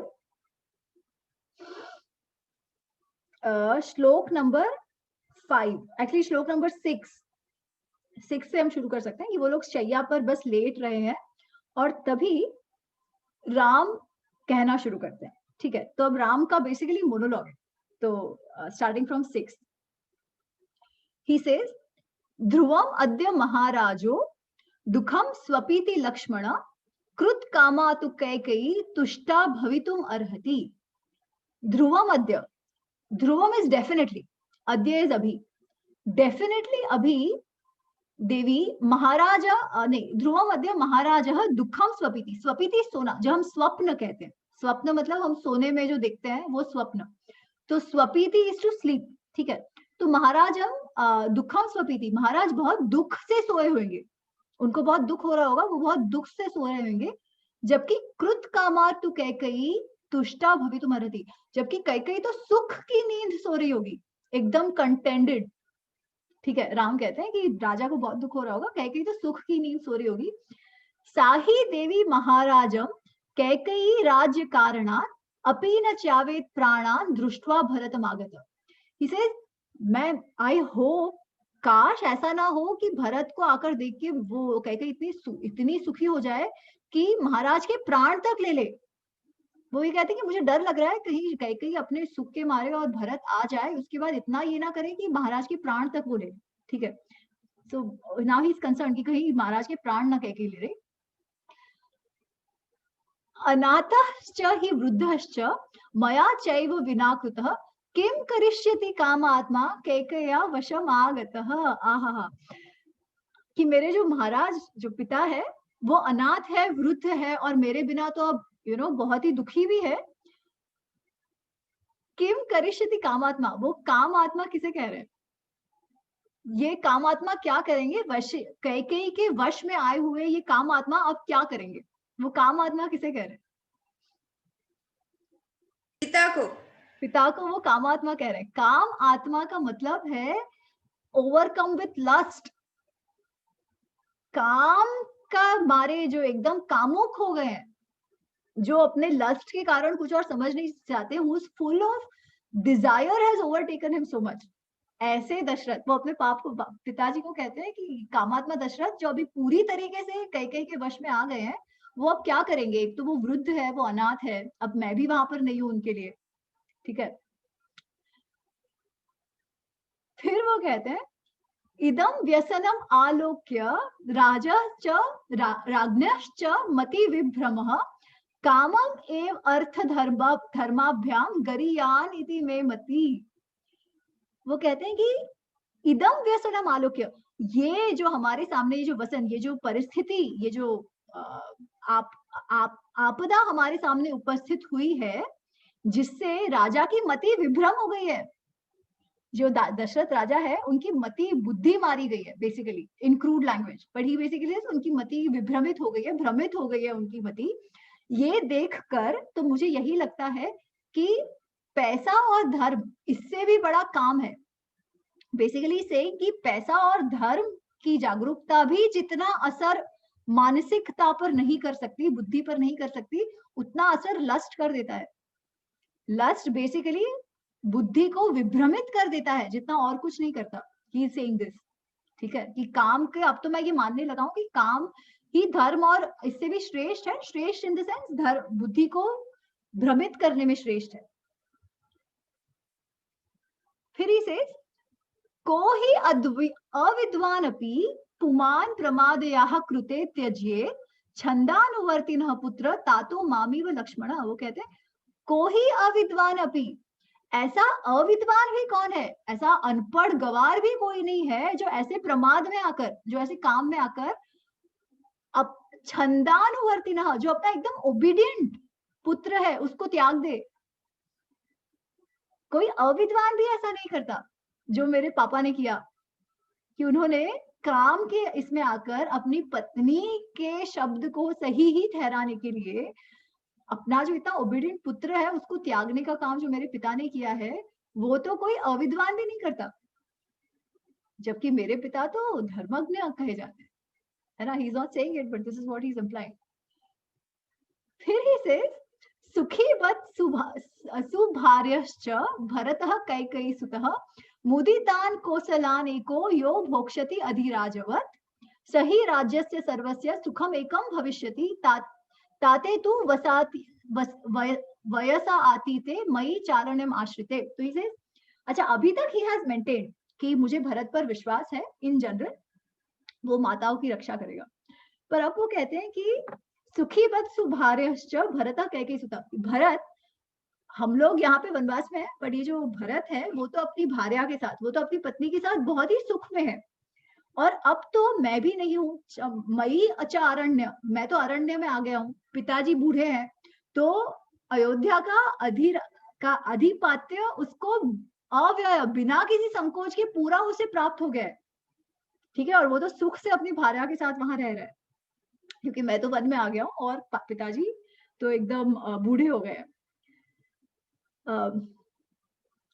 फिर वो कहते हैं अर्थ धर्मो परित्यज्य यह कामानुवर्तते एवं आपद्यते क्षिप्रम राजा दशरथो यथा। इसे अर्थ और धर्म, अर्थ धर्म के ज्ञान को छोड़कर, कोई भी रैशनैलिटी को छोड़कर, कोई भी एथिक्स को छोड़कर जब मनुष्य कामुक हो जाता है, जब काम के वश में आ जाता है, तब ऐसी ही स्थिति होती है। एवं आपद्यते, ऐसी ही स्थिति आती है जैसे आज दशरथ पर आई है। हम देख रहे हो, this is what Ram is saying. तो यू नो, एक तो है कि वो विलाप कर रहे हैं कि ये क्या हो गया, कहीं पर उनको ये है कि ये विलाप कर रहे हैं कि ये क्या हो गया, पर इसका दूसरा भी साइड है, क्योंकि वो पुत्र है, तो क्या वो अपने पिताजी के शॉर्टकमिंग्स को ऑब्जर्व नहीं करते थे? ऑफ कोर्स करते थे। ठीक है, एंड ये जो कामुकता तो क्या कह सकते हैं, कामात्मा जो हो गए थे, ये उन्होंने ऑब्जर्व किया था। ठीक है, पर वो राजा थे, शासन ढंग से कर रहे थे, so that was all fine. अभी तक शासन में लोगों के लिए, अयोध्या के लिए कभी ऐसी आपत्ति की सिचुएशन नहीं आई थी, पर जब ऐसी सिचुएशन आई तब धर्म को भी, रैशनैलिटी को भी, धर्म को भी मात दे दिया ये कामुकता ने, कि भाई मैं कैकेयी को कैसे मना करूं। ठीक है, ऑफ कोर्स एक तो ये था कि वो सत्यवादी थे, वो रखना चाहते थे वगैरह वगैरह, बट इवेंचुअली तो जब फाइनली आया तो उन्होंने कहा ना कि अब कैकेयी तेरे साथ मेरा कोई लेना देना नहीं है। राम के जाने के बाद शायद वो पहले भी कह सकते थे, या ये कहते थे कि जो भी हो मेरा शब्द इंपॉर्टेंट नहीं है, ये जो हो रहा है वो गलत हो रहा है, ये मांग ही गलत है, ये स्वार्थपूर्ण मांग है, ये पूरी नहीं हो सकती। खैर जो भी, whatever Dasharath did, Ram observed it and this is what he is saying।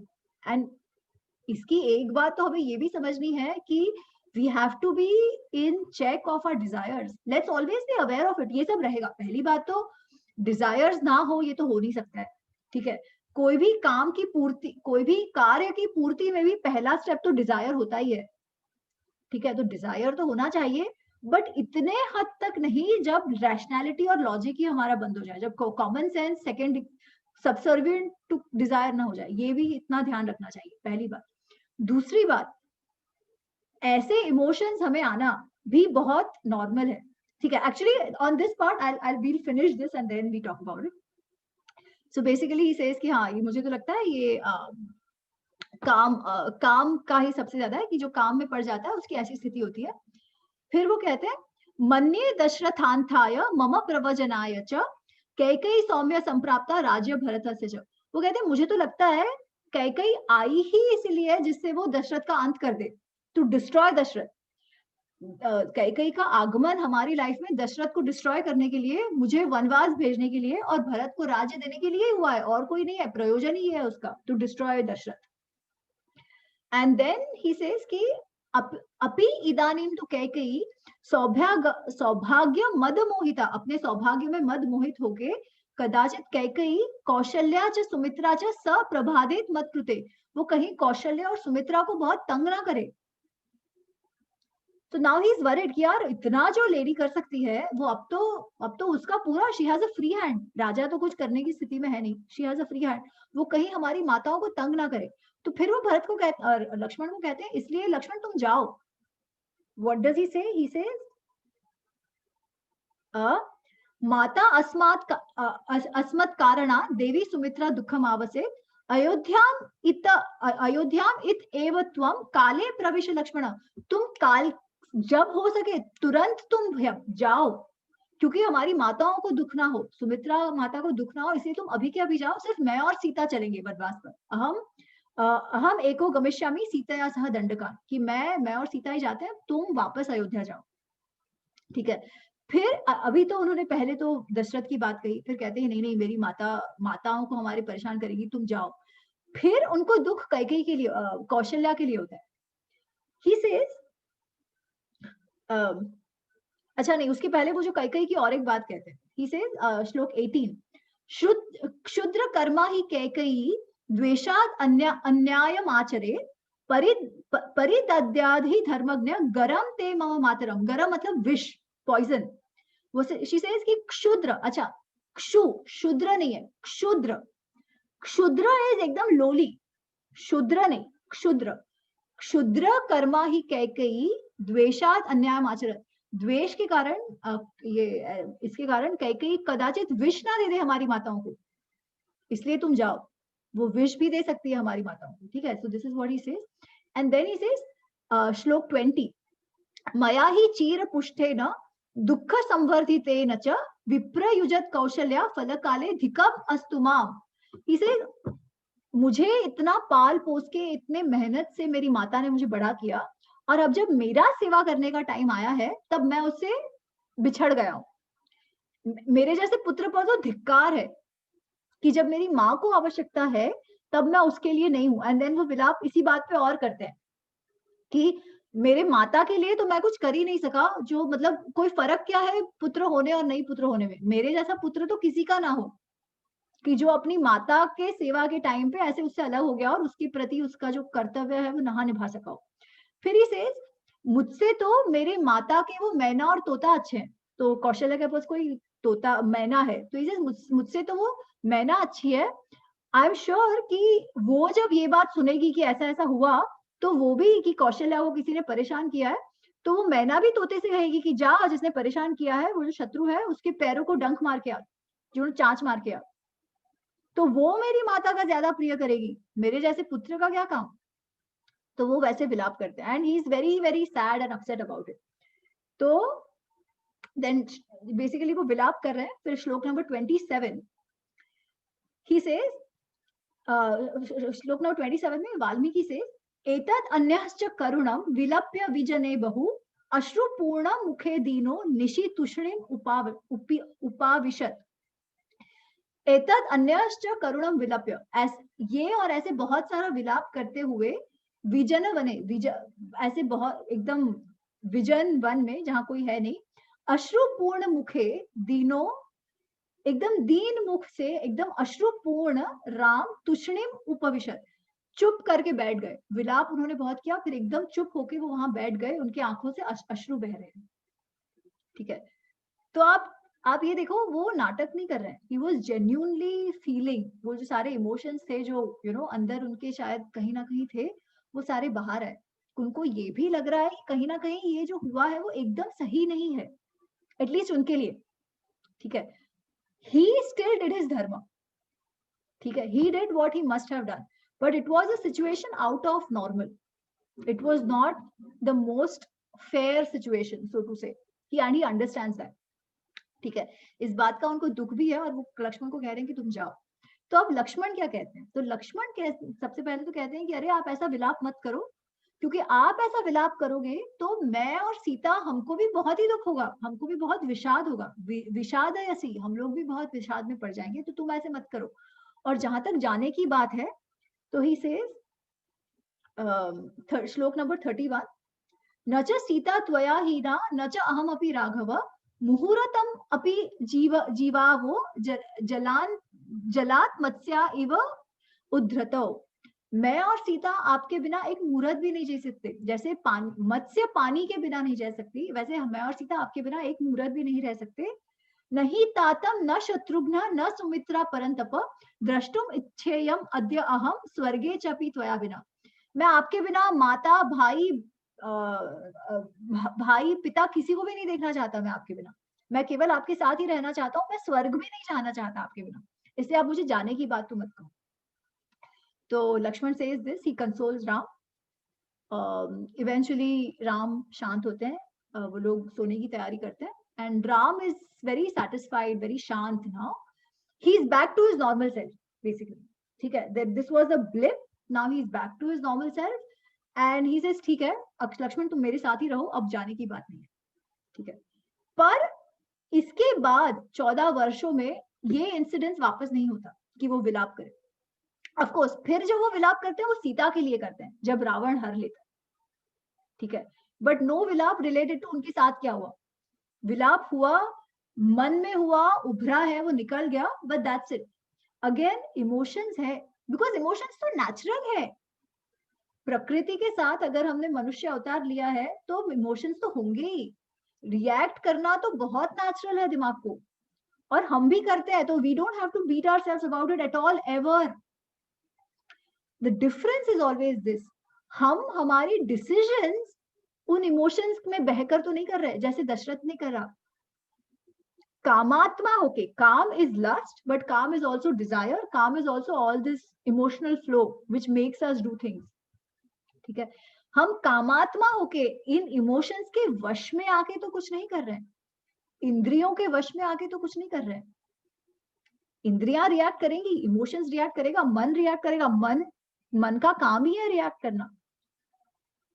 पर क्या हम एज अ थर्ड पर्सन हमारे इमोशंस को ऑब्जर्व करके एक्सेप्ट करके स्टिल बुद्धि के से सोचकर आगे बढ़ सकते हैं क्या? This is what Ram does, and that is why he is a notch above everybody else. क्योंकि हम वो सेपरेशन नहीं कर पाते लाइफ में जो कृष्ण और राम करते थे, और वो ही सीखना है. उसी के लिए अगर वो नेचुरली हो जाए तो वो इंट्यूशन है, वो अगर हम उतने कोई हो बॉर्न विद दैट इंट्यूशन तो और भी सही है, जैसे राम कृष्ण का शायद था. नहीं तो we have to try. And the thing is, पहला ये कि we don't have to become perfect, but we have to start accepting. हाँ, मुझे किसी से जलन हुई, it's very natural, जलन हुई है. But एक तो if I keep denying it, right, I will act in a way which is not healthy for me. ठीक है, तो मुझे अपने आप को तो ये करना चाहिए कि हाँ यार मुझे इस बात से जलन हुई, तो मेरे में वो वृत्ति तो है कि मुझे जलन होती है, ठीक है. बट अगर अब मैं उस व्यक्ति के साथ डील कर रही हूँ तो मेरी डीलिंग में वो मेरा इमोशन ओवरफ्लो तो नहीं हो रहा है. I hope I'm not becoming unfair in that dealing. I felt it. It's human to feel fine. I don't need to stop myself from feeling it. ठीक है, हुआ. Over time it should go. Over time I should also realize कि उसकी life है, मेरी life है, सब अपने एंड पे सब ठीक है. Immediate feel करना is not, we don't have to beat ourselves about it. But अगर वो रहता है and that becomes a reason for my दुखा forever and my actions, वो that becomes a problem. Then we are holding on to it. फिर हम उसके वश में हो गए. वश में नहीं होना है. And that is the whole trick which basically Ram and Krishna had understood. And again, this is what I understand in my very limited understanding. आप इस पे और व्याख्यान वगैरह सुनेंगे तो आई एम श्योर इसमें और डिटेल्ड और डेप्थ होगा. तो आई वुड अर्ज यू, आप ये स्वयं पढ़िएगा, कोई भी भाषा में कोई भी ट्रांसलेशन आपको अच्छा लगे, ये चैप्टर आप अवश्य पढ़िएगा, ठीक है. This is chapter 53 of Ayodhya कांड. आप ये चैप्टर ढंग से पढ़िएगा. अच्छा, अब गीता प्रेस में यहाँ पे नीचे एक नोट दिया हुआ है which is an interesting note. Gita Press से और अदर जो ट्रांसलेटर है और बहुत सारे जो व्याख्यानकार है उन्होंने ये नोट दिया हुआ है कि एक्चुअली ये जो पूरा संवाद हुआ, Ram doesn't believe in all this, ठीक है. I will tell you exactly what the samvad what it says. Page number 384 पर वो नोट है एंड में. श्लोक 6 से लेकर 26 तक श्री रामचंद्र जी की जो बातें हैं, बेसिकली जो विलाप है वो लक्ष्मण की परीक्षा के लिए था तथा उन्हें अयोध्या लौटाने के लिए कही गई है. वास्तव में उनकी मान्यता नहीं थी. यही बात सभी व्याख्याकारों ने स्वीकार की है. This is what it says, ठीक है, कि actually he didn't want to do it. वो केवल टेस्ट करना चाह रहे थे लक्ष्मण को जाने के लिए, ठीक है. Now this can be a view of the vyakhyankar. I am not contesting उनका ये, पर पर्सनली मुझे वो मानने का विश्वास नहीं होता है, क्योंकि वो इतना ढोंग करके अश्रु तो नहीं बहाएंगे यार लक्ष्मण को कन्विंस करने के लिए. है ना, कि अरे मैं उसका टेस्ट करूंगा, I am going to cry glycerine डाल के, ठीक है, करेक्ट। ये मुझे मानने में नहीं आ रहा है। मैं समझती हूँ कि ये उनके जेन्युइन भाव थे, एंड टू डिनाई हिम दोस भाव इज नॉट राइट। मैं यहाँ पे कुछ कहूँ? हाँ प्लीज प्लीज ऋचा। एक तो ये जो उदाहरण आपने उठाया ना, ये बहुत सुंदर है। एक मानव रूप में आने के बाद मानव भावनाओं को महसूस करना और उसको तिरस्कृत भाव में नहीं देखना एक बहुत बड़ी बात होती है, परंतु उस भावावेश में कोई कार्य न करना ये भी बहुत बड़ी बात होती है। तो जब राम दशरथ के विषय में ये कह रहे हैं तो ये बहुत सुंदर से आता है कि दृष्टा भाव कितने अच्छे से काम कर रहा है। वो सब कुछ भोग रहे हैं, पिता के प्रति समर्पित हैं, सब कुछ है, फिर भी पिता में जो दोष है वो देखने से वो उसको झुठला नहीं रहे हैं कि मेरे पिता तो ऐसे वैसे। ये बड़ा सुंदर उदाहरण है जो राम के विषय में बहुत कुछ कहता है। दूसरी बात आपने ना, बहुत ही सुंदर है, बहुत सुंदर है। एंड उसके बाद एक जो दूसरी बात आप कह रहे थे ना कि डिजायर्स तो सब में होती है। जब हम वेदांत पढ़ते हैं ना तो फिर वेदांत यही कहता है कि कामना तो है, तो कामना फिर तुम ऐसी करो जो तुमको सही राह ले चले, ईश्वर के राह पे ले चले। कामना रहेगी, पर तुम कौन सी कामना कर रहे हो, किस कामना को इतना ज्यादा महत्व दे रखा है अपने जीवन में। तो कामना ऐसी हो जो तुम्हें राम तक पहुंचाए, फिर वो ऐसी कही। और ये कामना बहुत बड़ी कामना होती है। नॉर्मली इस तरह की कामना हम कर नहीं पाते हैं क्योंकि उसके साथ फिर बहुत जिम्मेदारियां भी आती हैं, और जो पूरा साधना का हिसाब किताब है वो उसी कामना पर ही बेस्ड होता है। जो ज्ञान के साथ साधना करते हैं तो उनकी कामना फिर उसी दिशा जाती है। एब्सोल्युटली, एब्सोल्युटली, कि इवन आध्यात्मिक ग्रोथ के लिए वो डिजायर तो होना जरूरी है, वो काम होना जरूरी है कि मुझे ये अचीव करना है, मुझे इस मार्ग पे जाना है। तो how do you channelize the desires that we have. तो very very good point Richa ji, especially जो आपने वो दूसरी बात कही कि भोगते हुए भी दृष्टा भाव रखकर। और हमने देखा था कि राम के बारे में जब डिस्क्रिप्शन में आया था कि जब उनको उनका राज्याभिषेक होने था तो क्या कहा था, पुरुष सारज्ञ, उनको पुरुष को समझना, अच्छा बुरा दोनों जानना बहुत अच्छे से आता था। तो इसीलिए वो अपने पिता का या ना देखे ये भी सही नहीं है, उनको उनका भी तो ऑब्जर्वेशन में आया ही था। इसके पश्चात उन्होंने कहा राजा जो भी कुछ करे करे, मेरा धर्म इस परिस्थिति में ये है और इसलिए मुझे ये करना है, while not turning a blind eye to it, and that is very important। और इसलिए कहीं वो जो नोट गीता प्रेस में दी हुई है उससे मैं सहमत नहीं हूँ। मुझे लगता है वो नोट से तो मैं भी सहमत नहीं हूँ। हाँ। ये सब कहानियां हैं ये, हाँ। क्योंकि हमारे भीतर राम की जो छवि है ना वो इतनी शुद्ध है, इतनी सुंदर है, उसको हम ऐसे रखते हैं कि राम तो भावनावेश में कुछ कह ही नहीं सकते, और दशरथ के विरुद्ध इतना कुछ कह दे, जिनके वचनों पर चल करके वो वन को चले गए, उनके लिए ऐसी बात कहेंगे ये तो असंभव है। तो व्याख्याकार इस चीज को खुद ही नहीं बचा पाते हैं, तो उसको ढकने पुतने का उपाय है ये सब। लक्ष्मण को कई जगह उन्होंने शिक्षा दी है और बहुत स्ट्रेट शिक्षा दी है, ऐसा नहीं है। तो शिक्षा यदि देना होगा, लक्ष्मण को टेस्ट करना होगा, तो उनके पास बड़ी विधियां हैं। उसकी कोई कमी नहीं है, रोने की विलाप करने की कोई आवश्यकता नहीं है राम को। Exactly, I fully agree. अच्छा, I think we will stop here. फिर वो आगे जो चित्रकूट तक जाते हैं उसका हम नेक्स्ट टाइम लेंगे। किसी और को कुछ भी कहना है, although I think we are almost half an hour, पर किसी और को कुछ कहना है तो please share. I love this chapter, और इसलिए मैं कह रही हूँ कि आप लोग वापस पढ़िएगा, ढंग से पढ़िएगा, और अलग अलग लैंग्वेजेस में अलग अलग कमेंट्रीज हो फिर भी पढ़िएगा और शेयर भी कीजिएगा। This is beautiful. जब भी हम कोई भी रामायण देखते हैं या कुछ भी देखते हैं तो ये सारी बातें जो है ना वो कभी दिखाते ही नहीं है। ये राम भी भावुकता, तो राम तो जो भगवान रूप है वो तो हमेशा पूजनीय है, वो तो कुछ ऐसा बोल नहीं सकता जो लोगों को, जनमानस को अनुचित लगे, जिससे उसकी छवि मलिन हो, ऐसा कुछ तो असंभव है। नहीं, उल्टा वाल्मीकि रामायण पढ़कर I think I feel closer to Ram.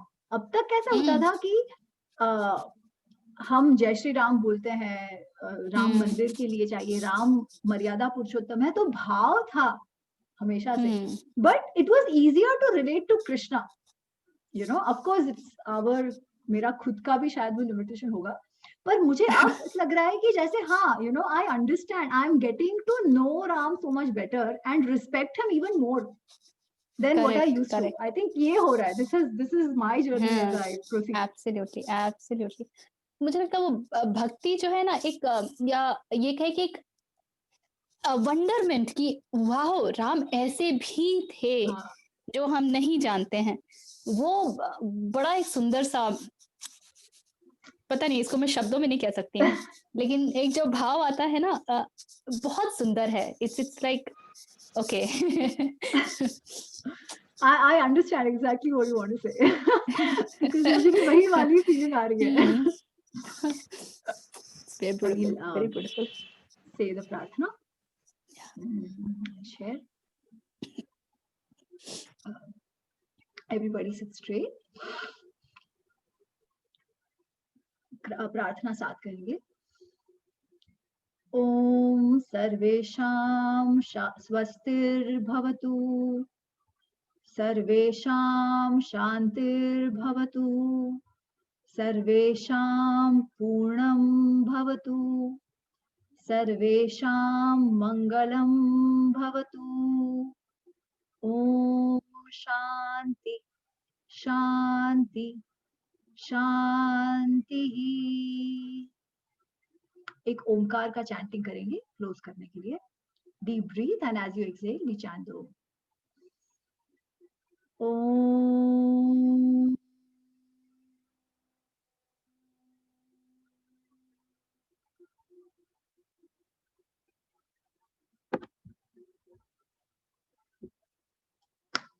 Okay, so you open your eyes and सबको नमस्ते.